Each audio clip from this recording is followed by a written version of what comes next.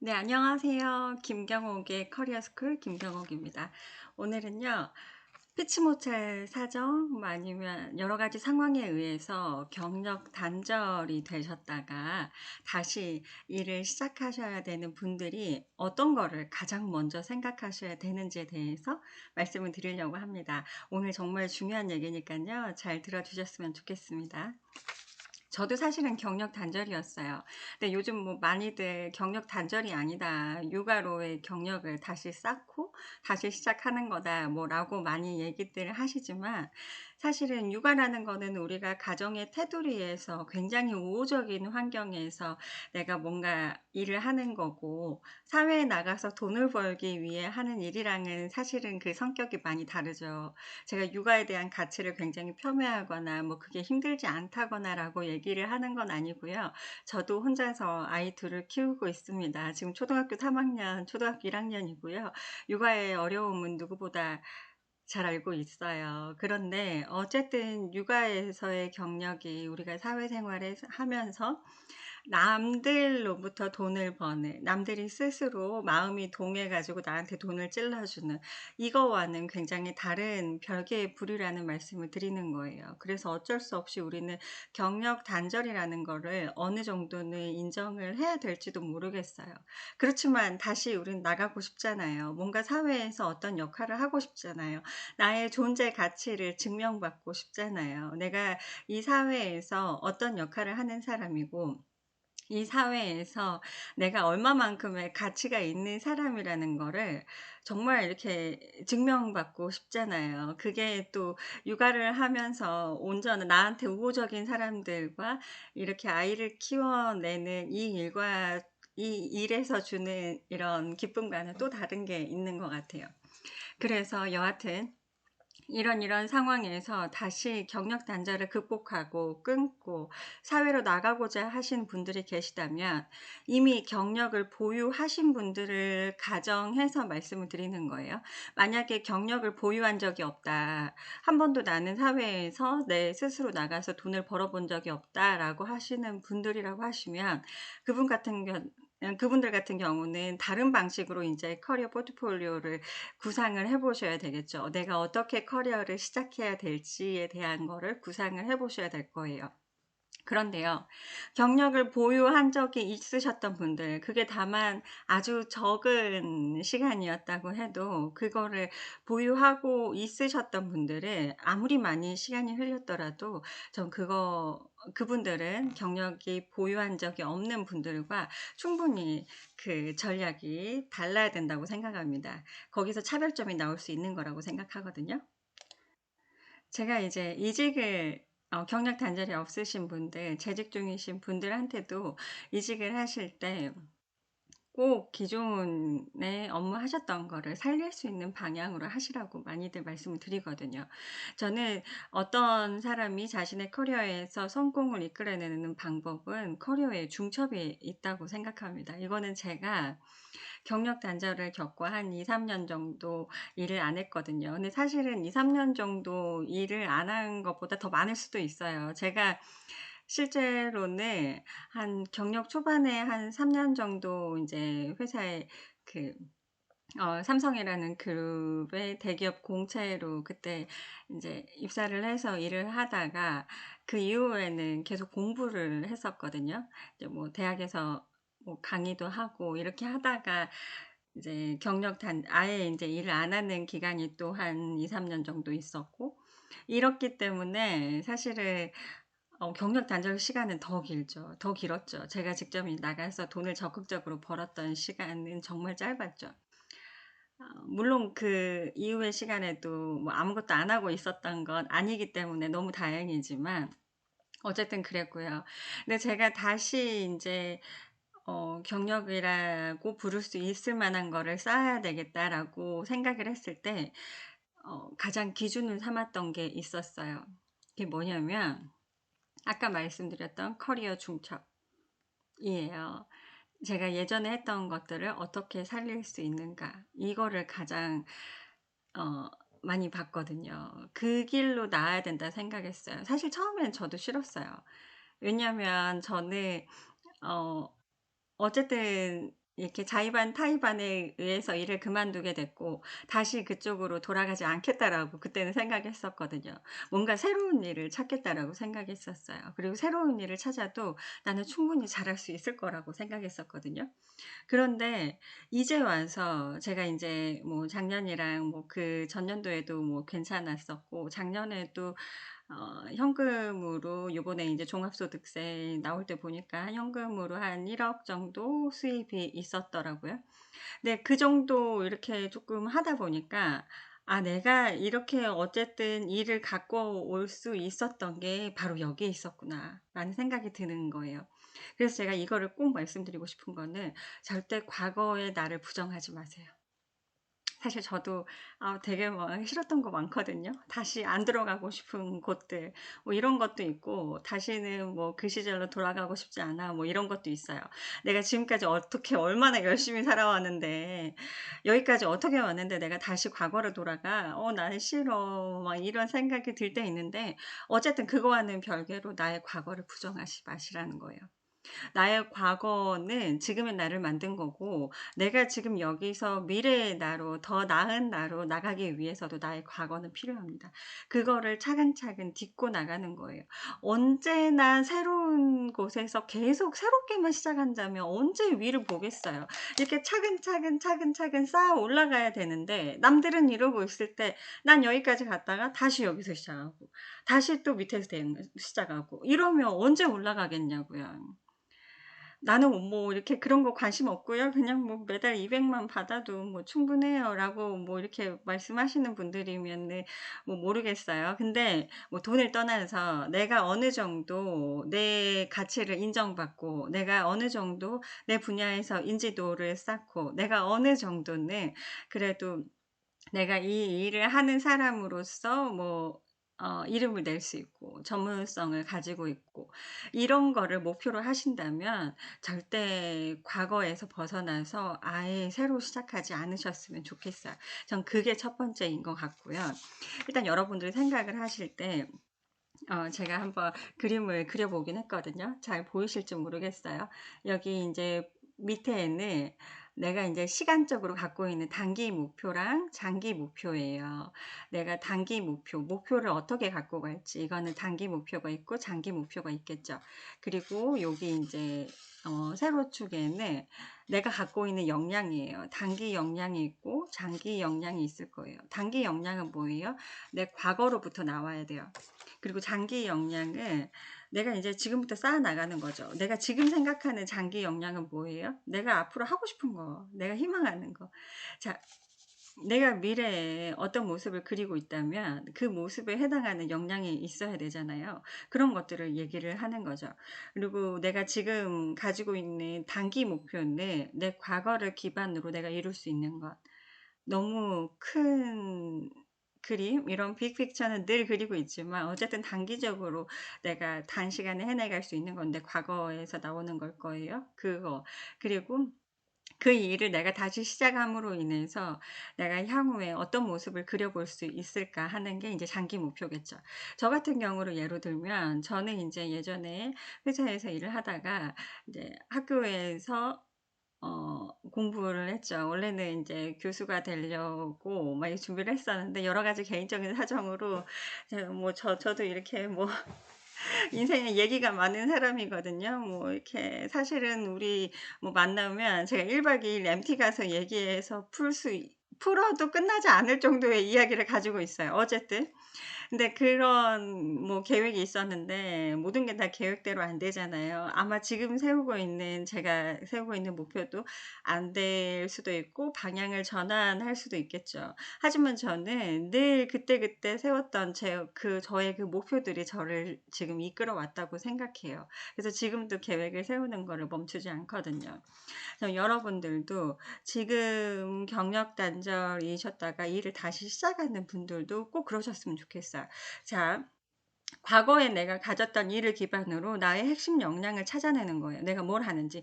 이거는 똑같이 그 일을 하라는 게 아니에요. 저는 맨 처음에 삼성에서는 관리회계 숫자를 봤었거든요. 숫자를 보고 그다음에는 인제 공부하면서 경영학 석사도 하고 근데 인제 그러고 인제 박사과정 인제 수료까지 하고 예심 보고 본심 보는 와중에 개인적으로 큰 이벤트가 하나 생겨서 그만뒀어요. 그래서 '다시는 그쪽으로 돌아가지 않겠다.'라고 했는데 뭐 언제 또 다시 돌아가게 될지도 모르는 일이겠죠. 이 지금 생각해 보니. 그때는 그렇게 생각했지만. 어쨌든 그랬고 그리고 인제 박사과정 하면서 제가 인제 정부 용역 같은 거를 했거든요. 공기업들 전략 세우고 이런 것들도 사실은 그때 너무 힘들었어요. 보고서 쓰고 하는 게 되게 이렇게 밤을 많이 새는 일이거든요. 밤을 많이 새고 정신적으로 이렇게 나름 이렇게 정신적인 노가다 뭐 이런 게 많이 있어서 그때 당시에는 되게 힘들었는데 어 다시 제가 지금 와서 헤드헌터로 일을 하면서도 그 일을 쪼끔씩 하고 있거든요. 그러면서 제가 깨달은 게 그거예요. '내 과거의 일들을 하나하나 쌓아가면서 내가 미래를 그려가야 되구나. 그걸 다 부정하면 안 되겠구나.' 사실 헤드헌팅 하는 일들도 예전에 직장 생활에서 일들 그리고 대학 강단에서 학생들을 가르치면서 배웠던 것들 이런 것들이 굉장히 도움이 많이 되고 있거든요. 똑같이 내가 그 일을 뭐 내가 어떤 일을 했었다고 그 일을 똑같이 할 필요는 없어요. 근데 그 일을 활용해서 내가 할 수 있는 일들을 최대한 찾아야 되고 내가 그 새로운 일을 찾았다면 과거에 했던 것들을 어떻게 해서든지 메리트로 갖고 갈 수 있어야 된다는 거예요. 그건 내가 어떻게 풀어내느냐에 따라 달린 거죠. 그리고 그 일을 하면서 내가 장기적으로는 어떤 목표를 그려볼 수 있는가. 뭐 저로 말할 것 같으면 저는 사실은 헤드헌팅을 시작하면서부터 뭔가 그 헤드헌팅이라는 게 뭐 모르시는 분들도 계실 수 있지만 기업에 에서 인재를 원하면 어떤 인제 채용 포지션에 인재를 원하면 저희가 이렇게 추천해 주는 일들을 하거든요. 훌륭한 인재를 찾아내는 일들을 하죠. 뭐 기업들을 이렇게 되게 힘든 기업들 아니면 알짜 기업들을 찾아서 더 알짜로 만드는 뭐 그런 데들을 우리가 사모펀드라고 하잖아요. 그런 사모펀드가 기업들을 찾아다니죠. 그래서 정말 저평가돼 있는 뭐 이런 기업들을 찾아서 정말 괜찮은 회사로 탈바꿈을 시켜서 매각을 하잖아요.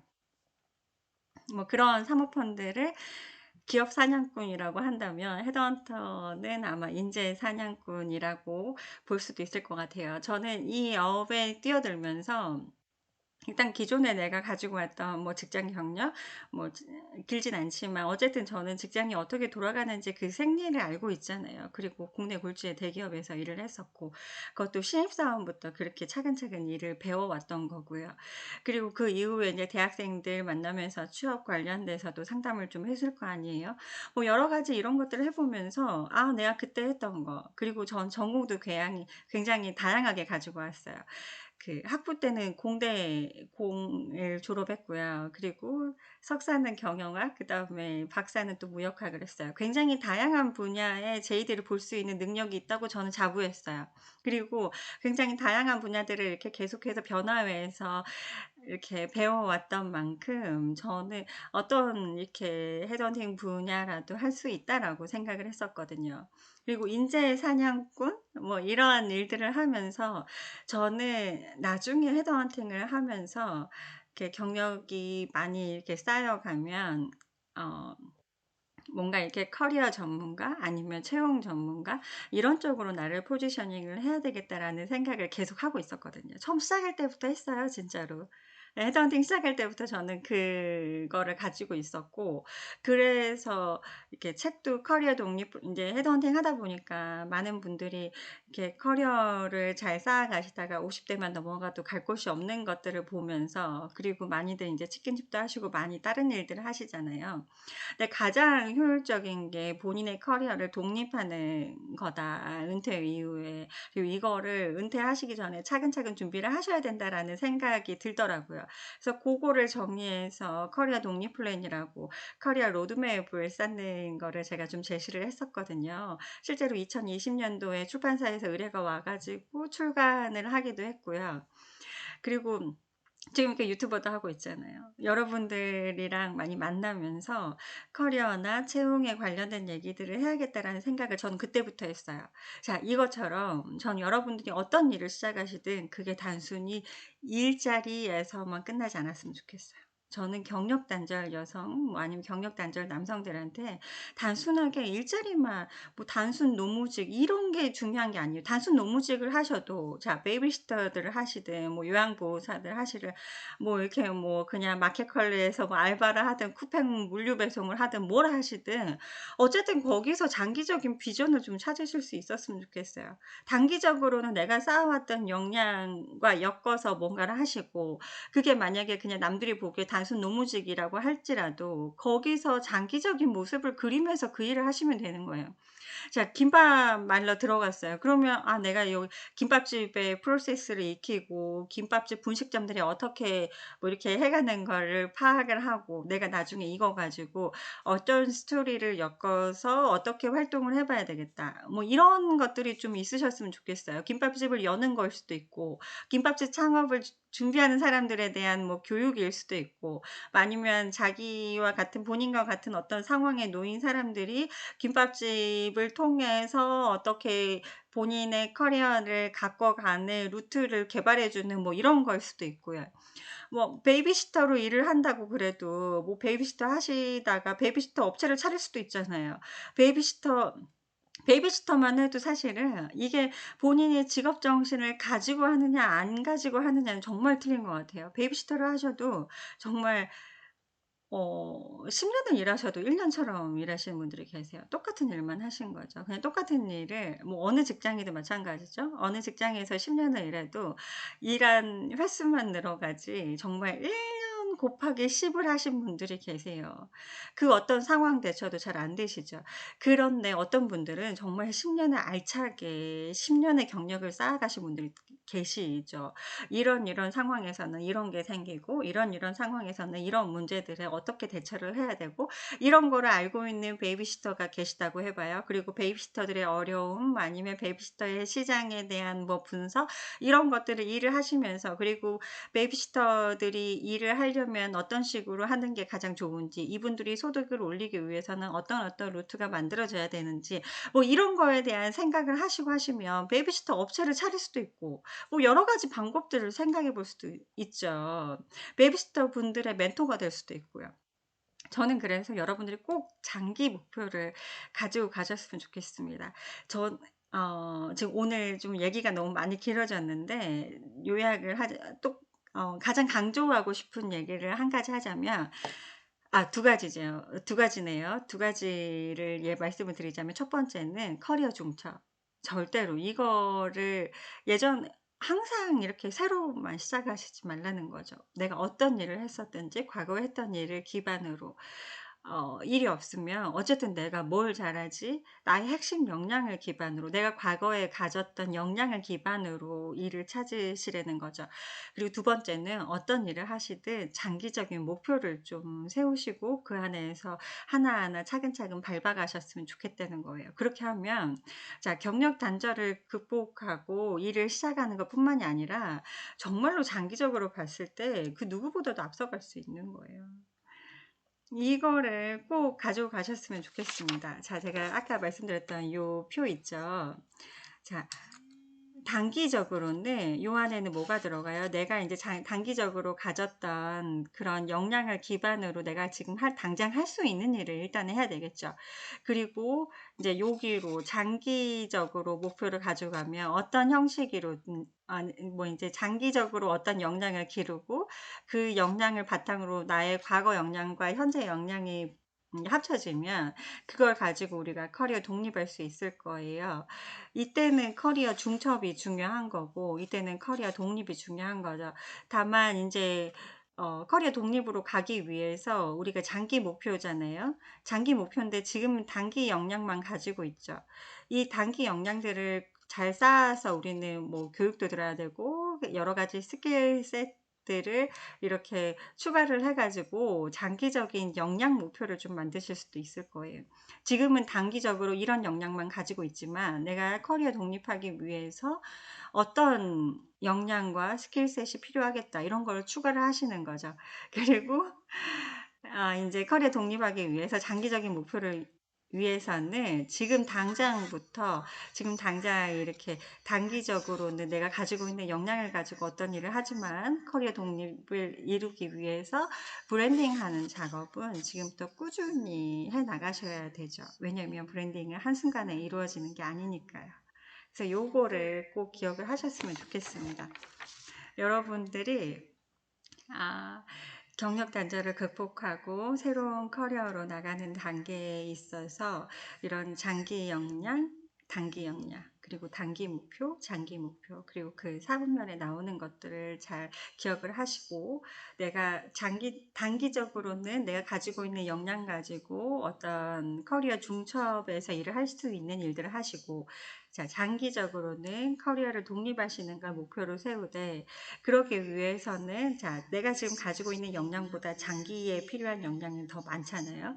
이런 거는 이제 교육이나 배움, 독서를 통해서 스킬셋을 업그레이드 시켜야 되는 거고, 그리고 지금 내가 가지고 있는 역량과 더불어 내가 미래의 커리어 독립하기 위해서는 브랜딩을 계속해서 같이 가지고 가셔야 된다는 거. 이 사분면을 꼭 기억하셨으면 좋겠습니다. 이걸 드니까 되게 햇빛이 가려져서 제가 얼굴이 시커멓네요. 네, 꼭 기억하시고요. 자, 커리어 중첩해서 과거의 나를 부정하지 않는다. 그리고 두 번째는 장기 목표를 갖는다. 그렇게 해서 내 커리어가 그냥 단순한 일자리가 아닌 정말 멋들어진 커리어가 될 수 있도록 경력 단절을 극복하는 거에서 그치는 게 아니라 정말 이렇게 내 분야에서 1인자가 될 수 있는 여러분들이 되셨으면 좋겠습니다. 우리 같이 그렇게 좀 됐으면 좋겠어요. 저도 이제 막 열심히 노력하고 있는 상태거든요. 저는 그래도 일단은 단기적으로는 어느 정도는 좀 성취를 했다는 생각이 들어요. 어쨌든 뭐 현금 1억은 버니까 1년에. 앞으로 할 일이 너무 많거든요. 여러분들 같이 했으면 좋겠습니다. 오늘 영상이 도움이 되셨으면 구독, 좋아요 부탁드리고요. 알림 설정해 두시면 새로운 소식 먼저 받아보실 수 있습니다. 긴 영상 들어주셔서 너무 감사하고요. 다음에 또 찾아뵙겠습니다. 감사합니다.